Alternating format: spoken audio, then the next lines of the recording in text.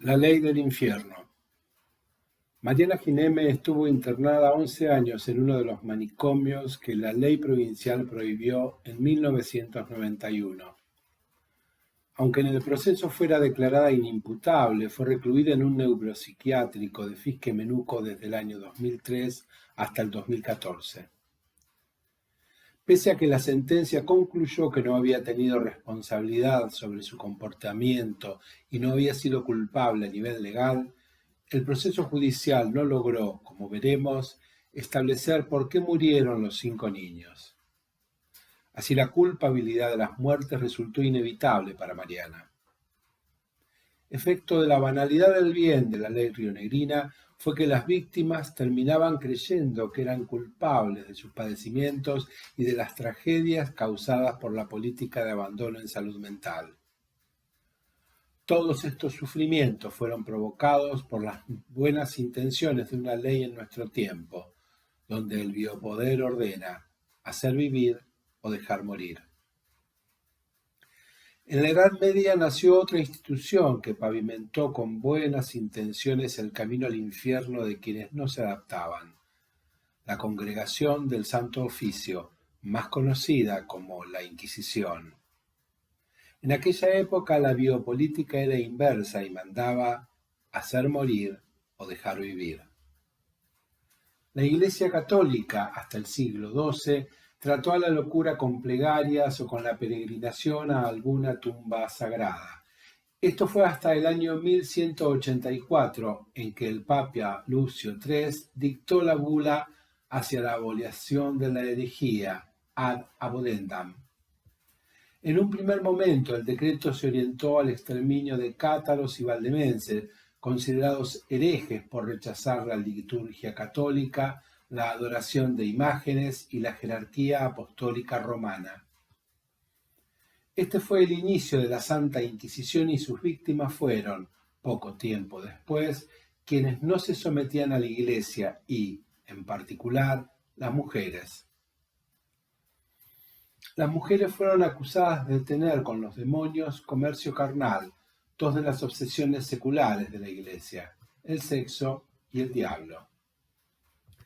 Se sospechó de las que asistían a las parturientas o atendían enfermedades, de las que leían, de las que padecían epilepsia o tenían alguna malformación y, sin dudarlo, de todas aquellas que no se adaptaban a las instituciones de la época.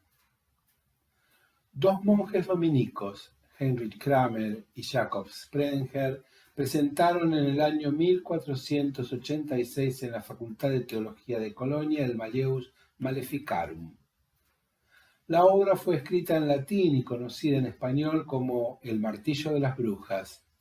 Traducido a varios idiomas, fue long seller durante 4 siglos. Describía con detalles diversos procedimientos para diagnosticar brujería. Una de las recomendaciones era la prueba del agua. La heresiarca era atada, la mano izquierda con el pie derecho, el pie izquierdo con la mano derecha y arrojada desnuda a aguas profundas. Si flotaba, el prodigio terminaba en la hoguera. La explicación del fenómeno de flotación era sencilla, ya que el agua, conocido símbolo bautismal, rechazaba el cuerpo de las demonólatras. Si se hundía, la sospecha no confirmada permitía que la inocente fuera sepultada en Camposanto. El libro que prometía golpear a las brujas y sus herejías con poderosa masa afirmaba que la Inquisición era empresa de relevancia, ya que los bienes de las sentenciadas pasaban a las arcas eclesiásticas y de sus oficiantes, entre ellos los picadores. Su nombre procedía del uso de diversos instrumentos punzantes con los que ensartaban a las inquiridas. El trabajo del picador no era hacer preguntas, sino escuchar y decidir si los gritos de las supliciadas eran verdaderos o falsos, ya que las brujas ingerían pociones o eran, por poder del contrato diabólico, inmunes a todo tormento. No eran tan ingenuos los autores del martillo ni sus lectores para intentar comprobar si las brujas volaban o si sus maleficios transformaban a las víctimas en alimañas. En el capítulo 1, titulado Las mujeres y el mal, afirmaban que el objetivo de la investigación era echar luz sobre el contrato con el demonio, no sobre su eficacia, sino sobre su militancia. En el cuerpo de la hechicera se podía leer la firma del pacto con el maligno en los lunares, las decoloraciones de la piel y otras marcas que evidenciaban la predilección brujeril. La Sagrada Congregación de la Romana y Universal Inquisición fue el cuartel general de la guerra contra los ejércitos del mal. Un infierno superpoblado por 7.450.926 demonios, con 1.111 legiones gobernadas por 72 príncipes: Amón, Belcebú, Leviatán, Satán, Anticristo, Demontre, Diantre, Pedro Botero, Mefistófeles, entre otros. En los cuadros de las hogueras vemos que un sacerdote sostiene la cruz cerca de las supliciadas antes de la deflagración. Es por este gesto que el Santo Oficio decía ser una empresa piadosa, ya que, si bien calcinaban los cuerpos, hasta en el último momento sostenían las buenas intenciones de salvar las almas.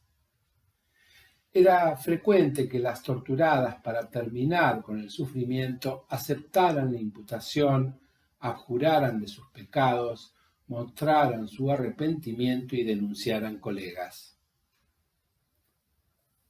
Un año después del juicio, Mariana pudo acceder a salidas con familiares. Acompañada por sus padres e hijas, nos reunimos en mi consultorio. Sentadas en el diván, muy juntas estaban Camila, que entonces tenía 10 años, y Marianela, de 16, con Mariana en medio de ambas. Pilma y Juan en los sillones individuales, y yo saqué la silla de atrás del escritorio y cerré el círculo. Los padres se quejaron porque veían a su hija medicada en exceso.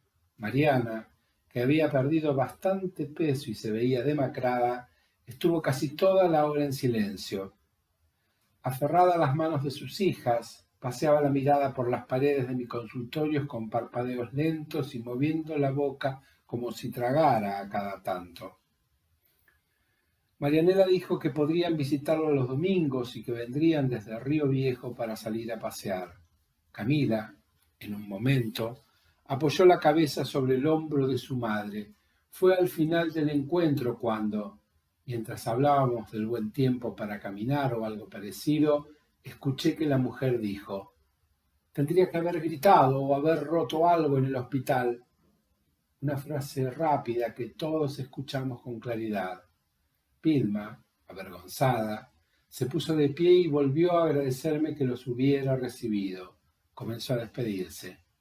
«Mariana», dije, «¿querés decir algo más?». Fue una pregunta sin sentido. La mujer había dicho lo que había querido decir. Más tarde pude entenderlo.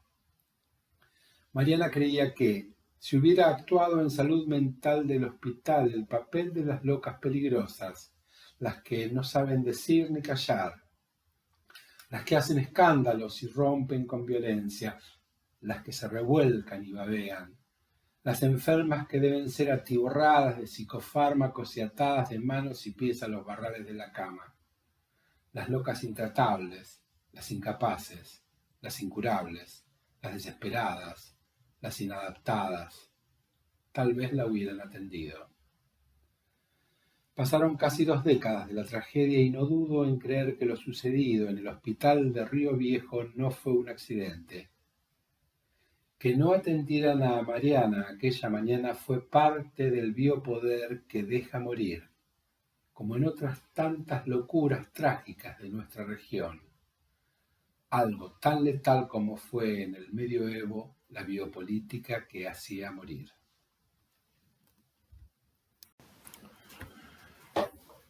La ley del infierno. Mariana